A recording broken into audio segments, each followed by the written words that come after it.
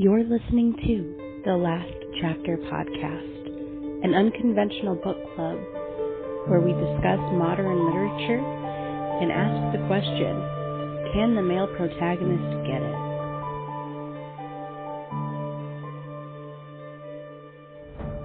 Hello and welcome to episode 2 of the Last Chapter Book Club Podcast. Ooh, that got awkward. I'm Joe. And I'm Cindy. I'm Kait. And welcome to our unconventional book club. In the last episode, we confirmed the discussion of the fastly growing novel, The Fourth Wing, by Rebecca Yarros. How do you pronounce her last name? Yarros? Yarros, I think. Yarros. Mm-hmm. I'm not going to remember that. So let's go ahead and hop on with a brief summary of the first Empyrean series. Empyrean. Listen. I had to look that up so much. I get it. All right, on to you, Cindy. Huh? Ooh. What do you mean? I figured you could read the summary if Oh, you wanted. Okay. Sorry, guys. 20-year-old Violet Sorengale was... See? Oh, is that her name? Sorengale. Okay, I hope that's how y'all are reading. Was supposed to enter the scribe quadrant, living a quiet life among books and history. Now the commanding general, also known as her tough as Talon's mother, has ordered Violet to join the hundreds of candidates striving to become the elite of Navarre. Navarre? Sure. Dragon riders. But when you're smaller than everyone else and your body is brittle, death is only a heartbeat away. Because dragons don't bond to fragile humans, they incinerate them. With fewer dragons willing to bond than cadets, most would kill Violet to better their own chances of success. The rest would kill her just for being her mother's daughter. Like Zayden Ryerson. Ryerson. Sure. That Ryerson. The most powerful and ruthless wing leader in the Riders' Quadrant. She'll need every edge her wits can give her just to see the next sunrise. Yet with every day that passes, the war outside grows more deadly. The kingdom's protective wards are fading, and the death toll continues to rise. Even worse, Violet begins to suspect... So I can't see that top part. Suspect leadership. Go to the next screenshot. No, I can't. Whenever I click over, even, and then my screen is in the way, I guess. But I can read the next sentence. Leadership is hiding a terrible secret. Sure. Friends, enemies, lovers, everyone at Basgas. So Rebecca Yarros was on an interview and said I was like Basgaius. Basgaius. I like that better. Why are you reading hard words to read? I don't understand this. Yes. Word knowledge has an agenda, because once you enter, there are only two ways out. Graduate or die. It's definitely... Huh? So, I think this is like a perfect opportunity to add in spoiler alert for probably the rest of the podcast. Definitely. So if you haven't read it, read it. It's going to be a spoiler alert for Cindy since she didn't read it. Sorry. That's okay. I'd rather hear about it. Okay. I'm not going to lie. It took me like 4 times to get through this book.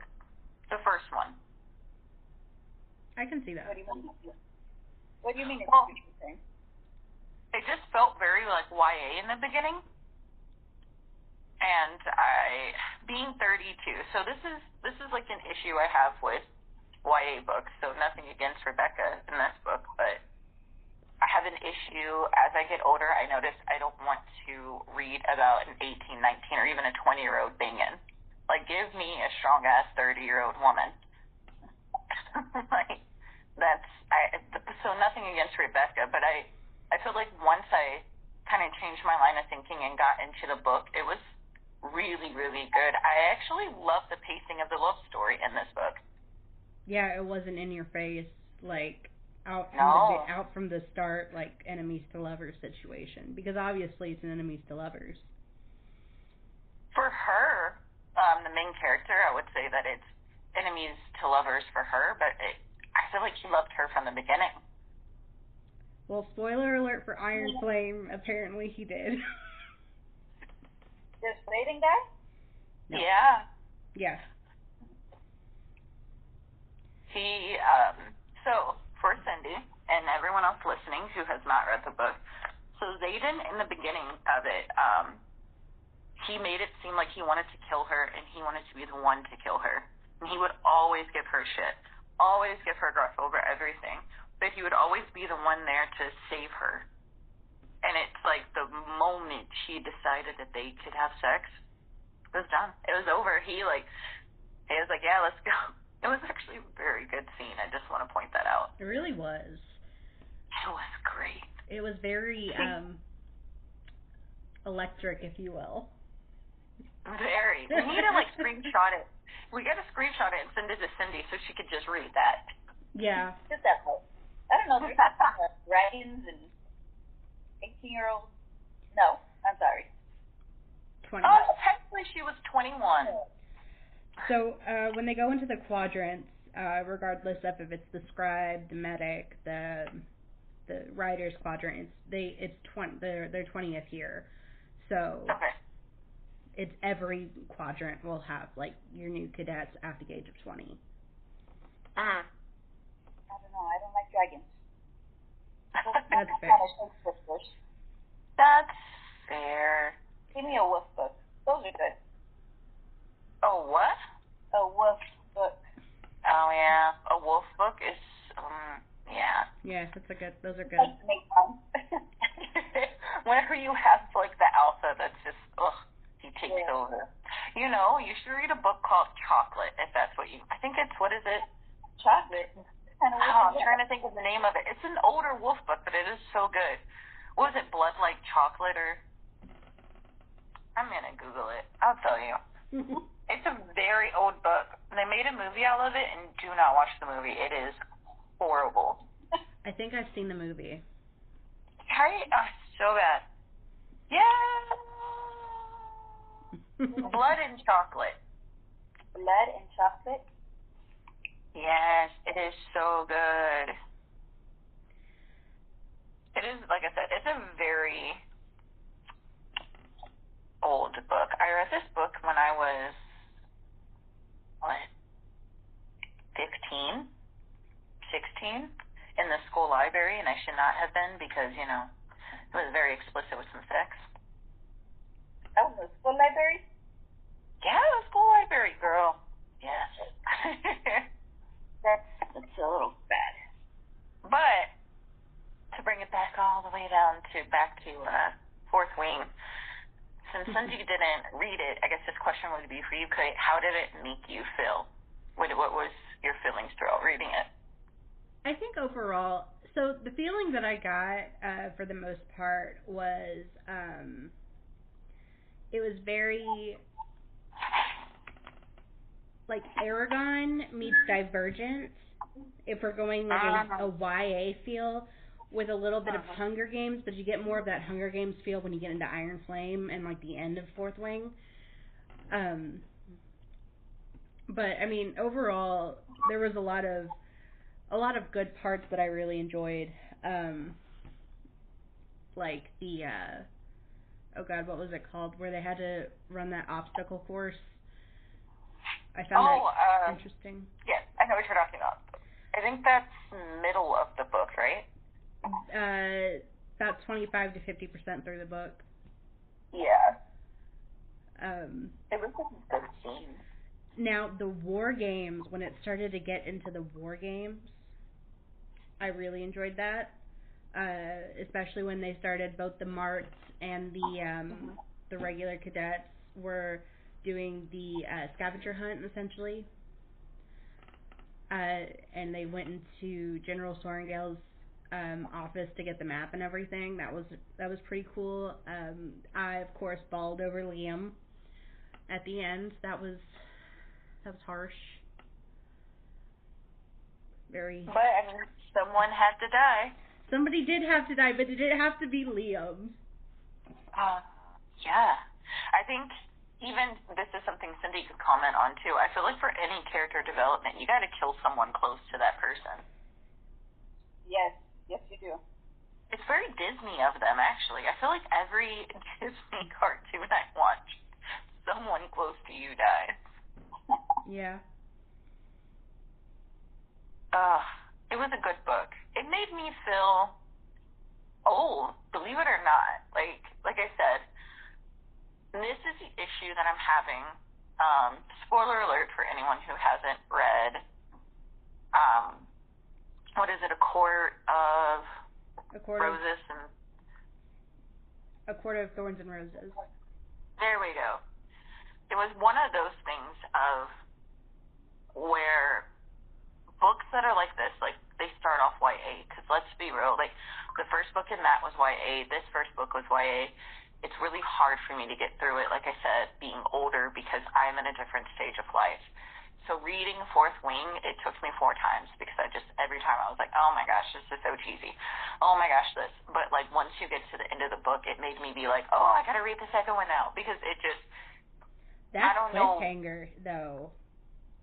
Yeah, like, I don't know what this author did that was so much better than the author, in my opinion, of, again, I do not like, sounds very controversial, and I would love to talk about this book series on our podcast at some time. A Court of Thorns and Roses. Yes. This author, what she did different, in my opinion, is that her characters are more believable. They are, towards the end of the book, you can feel more for these characters. You can see a little bit through their eyes, you know. Again, spoiler alert for anyone who hasn't read the other series, but that author just kept up with her tropes. She just kept up. It was like trope after trope after trope. And then, you know, a character assassination of Tamlin. And I hate when you have to kill the character, their personality, so you can introduce another love interest. I cannot stand that. So I love that Rebecca didn't do that, and she kept true throughout the whole book of what the original goal of the book was, and her character felt aged by the end of the book. Like Violet goes in, I feel like kind of understanding a little bit how this was going to work, but by the end of it, she felt it. And spoiler alert for Iron Flame, I feel like Violet had the best character development, and it started to veer really away from a YA book, in my opinion. See, and that I going back to your, it felt very YA in the beginning. I do agree with you that it was very young adult-esque, but I think that's more so not necessarily to feel like a YA book, but because Violet was in that YA moment. She is coming into this. She's expecting to go into the scribe. For all intents and purposes, she was basically a spoiled child in comparison to like Mira and Brennan, which is her brother, because her dad was a scribe. She was babied. She was the baby of the family, so she had this mindset of that child. Because even at 20 years old, you're a child. You're not, unless you've been through stuff, you're not going to have more adult thoughts because you're still stuck in that end of the teen years situation. And by the end of Fourth Wing, you could see her actually growing up, so that YA wasn't the book's writing as much as it was Violet's point of view. Okay, that's a really good point of view of it. In social work we say trauma ages you. And boy, did Violet experience her fair share, her first year of trauma. Mm-hmm. And I mean, the second book, Iron Flame, by the end of it, again, spoiler alert, I feel like she should be feeling like she's at least 40 by now.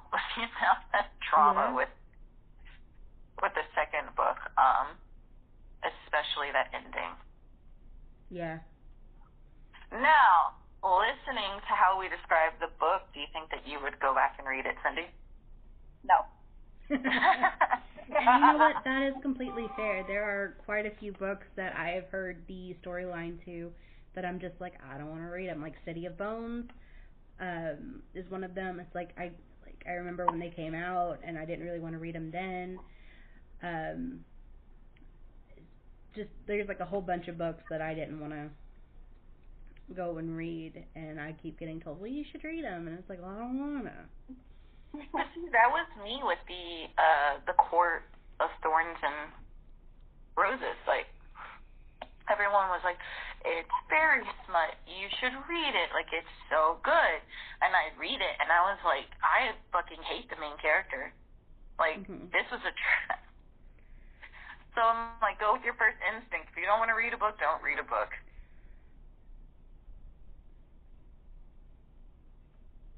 But I do think that we are decided next podcast we're going to talk about the Ritual series, right?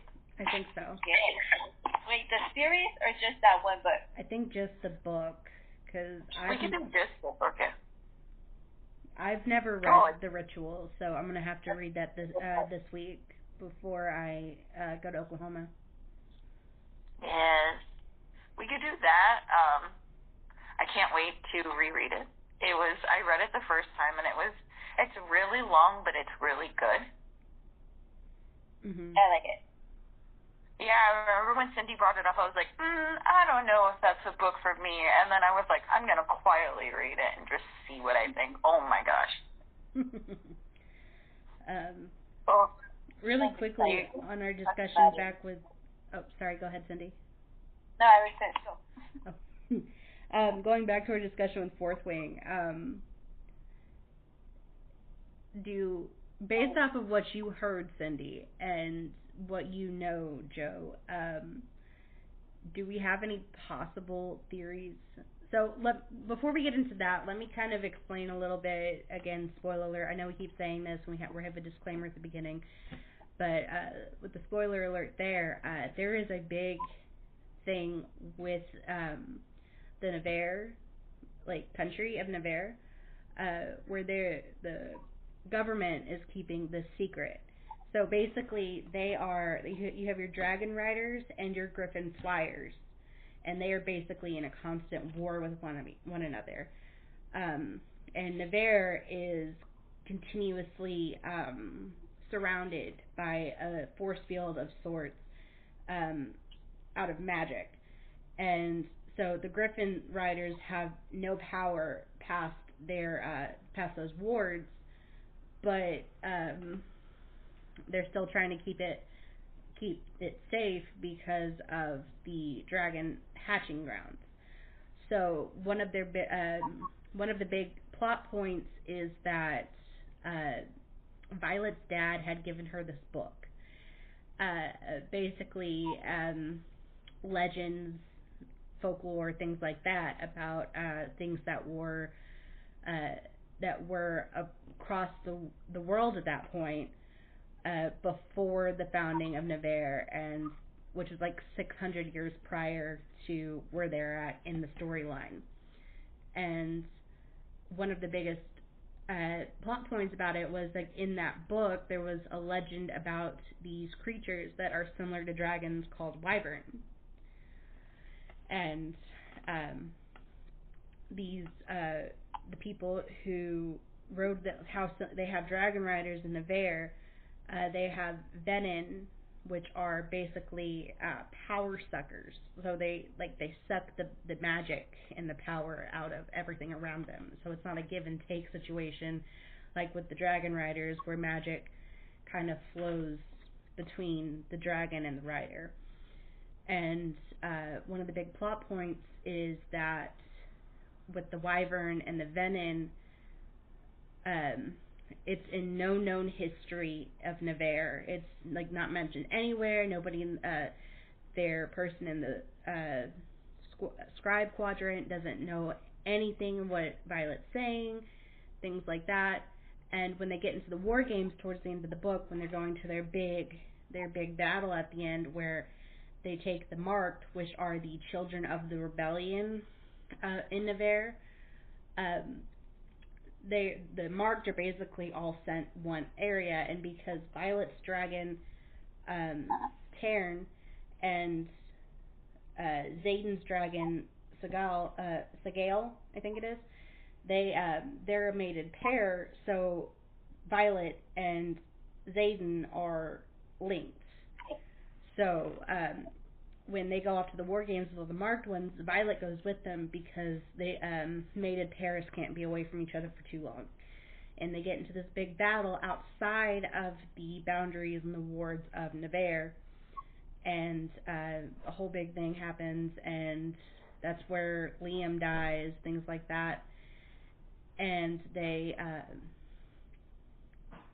it's a whole big thing there. One of the biggest things leading into like Iron Flame is talking more about that, why Nevers is keeping everything a secret, everything like that, and how people are essentially going to start turning into Venin. And I don't know if we want to talk about like possible theories based off of the content that we have from Fourth Wing and Iron Flame, or if we just kind of want to see how Rebecca goes with the Empyrean series. Ooh. I mean, I told you my theory with Violet, that I really believe that her end game, like, weirdly enough, I think is going to be Liam. Like, I think one of her abilities possibly is to bring someone back from death, and or Liam isn't truly dead. I don't know. It's a weird theory. It's out there. It's like, and we should also inform Cindy that Violet did a rare thing and bonded to not one but two dragons. Yes. So each dragon supplies a signet to their rider, and most of the time when a rider has two signets, it means that the dragon that they bonded was originally bonded to another family member, like a direct descendant line. So, but Violet has a signet of lightning and storm, like basically electrical storms. But she also has another signet which hasn't fully arose because of the other dragon being, and Darna is her name, being a feathertail, which we learn is not a dragon species, but the dragon hatchling. Yes, so she'll get, I think that's just going to be one of her sticks, because I truly believe that, like, Liam is going to be an end game for her. Or they could totally go Vampire Academy and just have her save her love. I feel like she's going to... I feel like she's going to continue with Xaden as the main love interest, because especially after the throne scene in Iron Flame.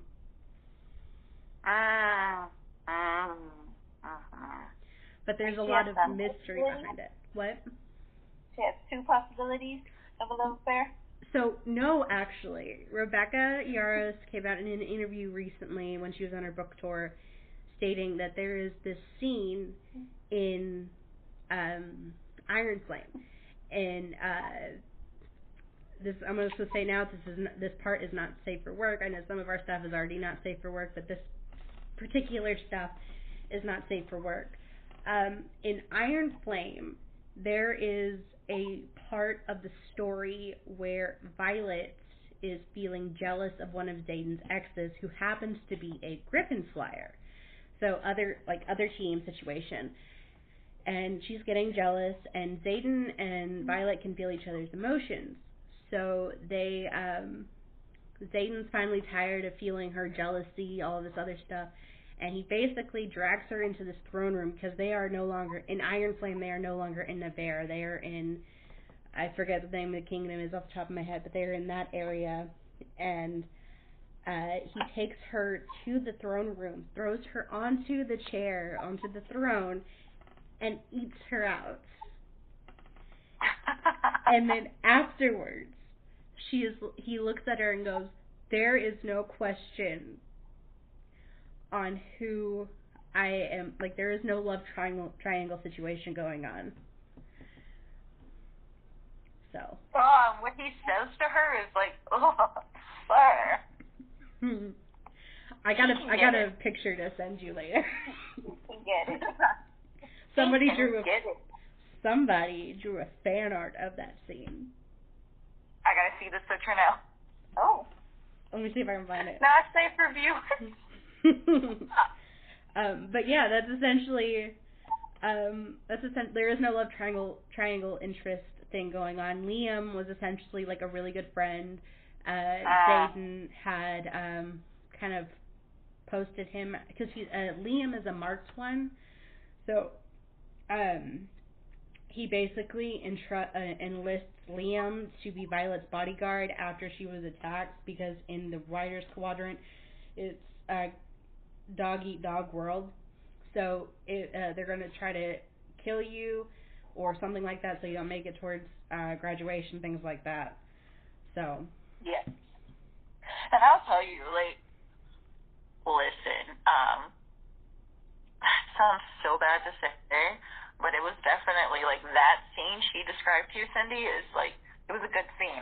We're gonna have to like screenshot it and send to you, because that's like wake your husband up after you read it scene. Yeah. You get. And my husband wasn't here. No, this episode's gonna have to be explicit now. I love it.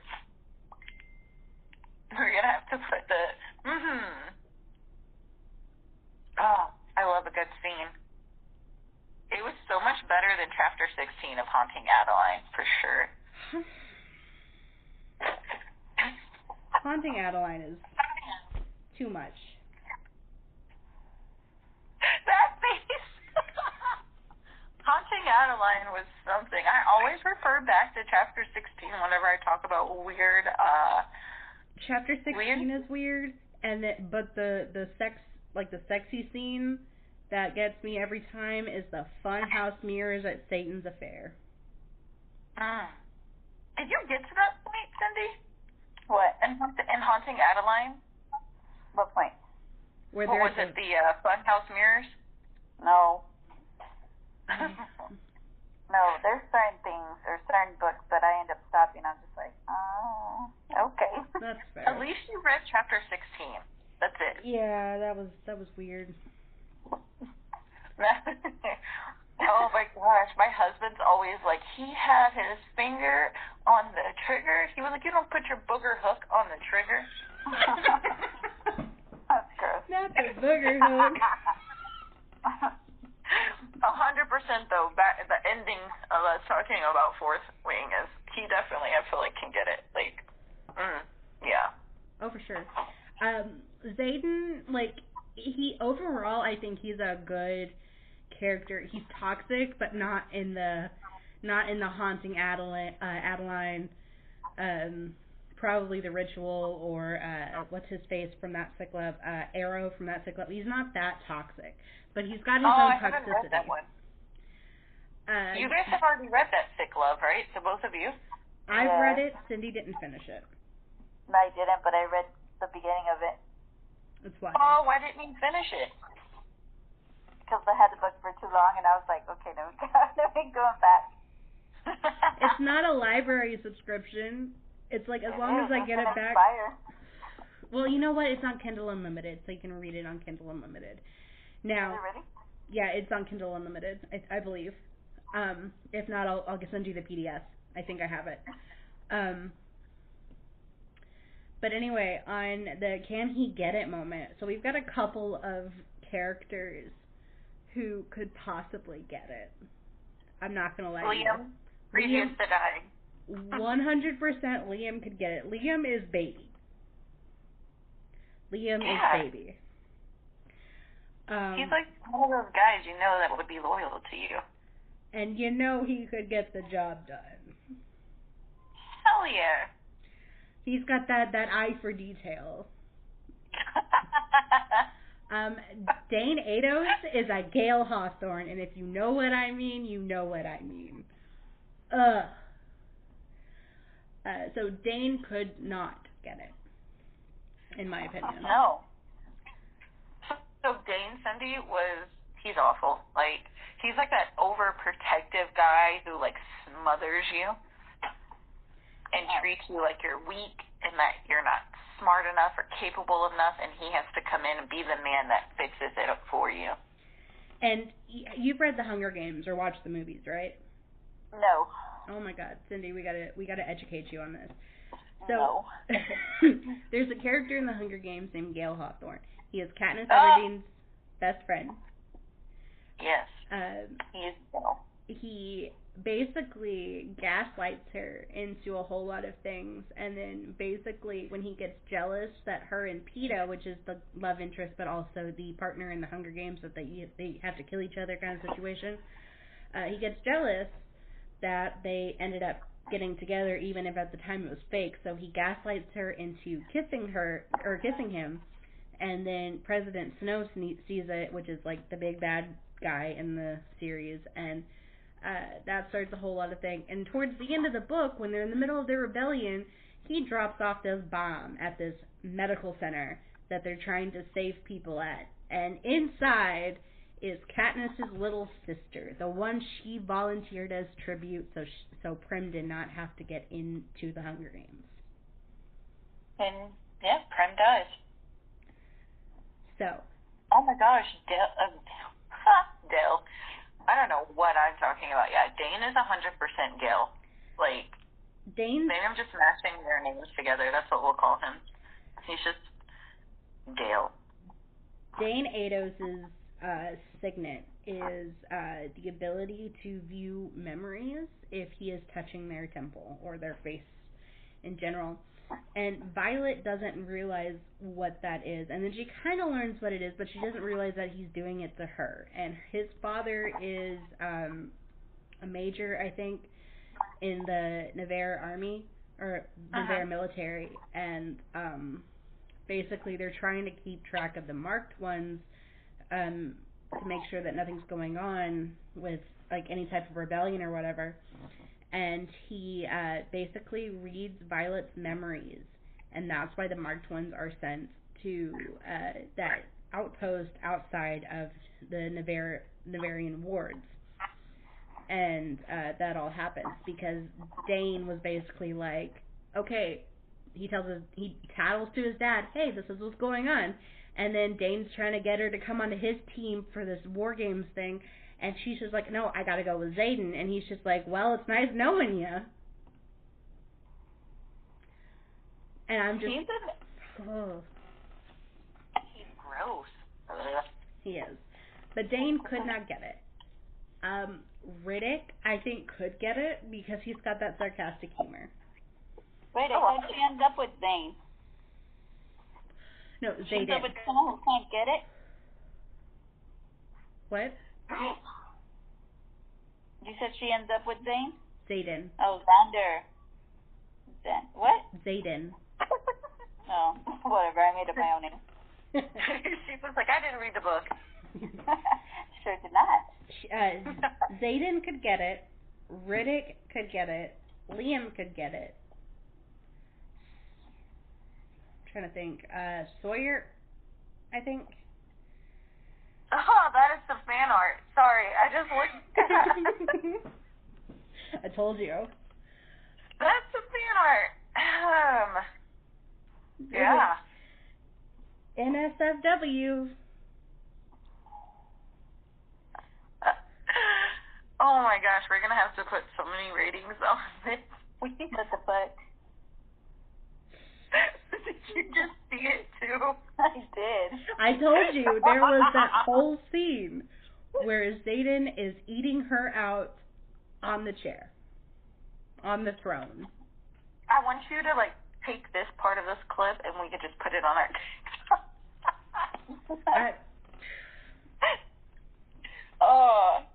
But to end this week's podcast, we have a list that can get it. And definitely Dane cannot. Nobody likes Dane. Nobody likes Dane. Dane can go and die. I've renamed him Dane. Even though Rebecca tries to give him a redemption arc in Iron Flame, he still cannot get it. No.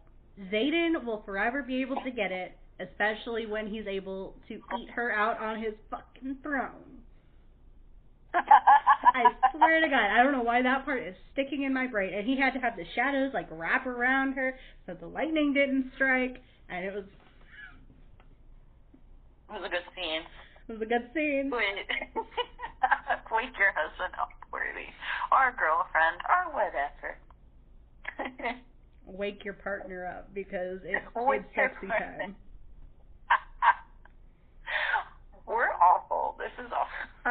This is not safe for work. So, to summarize our next podcast, we'll be talking about the ritual. Yes. And we'll talk about it after that, what book we're going to read next. If anyone listening has suggestions, we would love suggestions for books, always.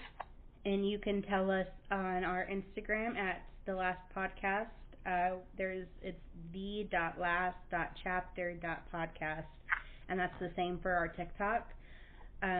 You can find us on there and give us suggestions on there, and we'll be more than happy to take a look.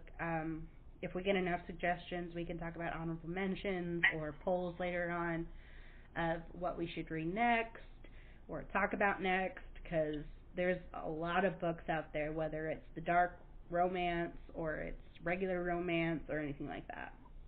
Ooh, or the tricky stuff? Yes. It could even be a psychological thriller. Anything, really. I mean, at this point, we're mostly talking romance, but there are a lot of books where, even if it's not a romantic setting, there are times when the man can get it. Ooh, maybe I can convince Cindy to do a little bit of horror. Ooh. That's it. That's my answer. Until next time, dear viewers, listeners, people of the web. We will see you at a later date. We're saying goodbye. Bye. Now I'm done recording so I can say this. That fucking...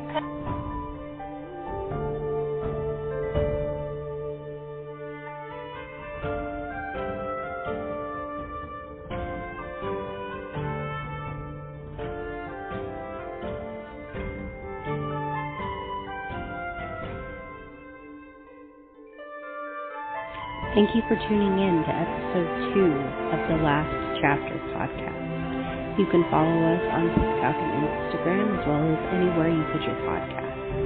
We'll see you next on episode 3.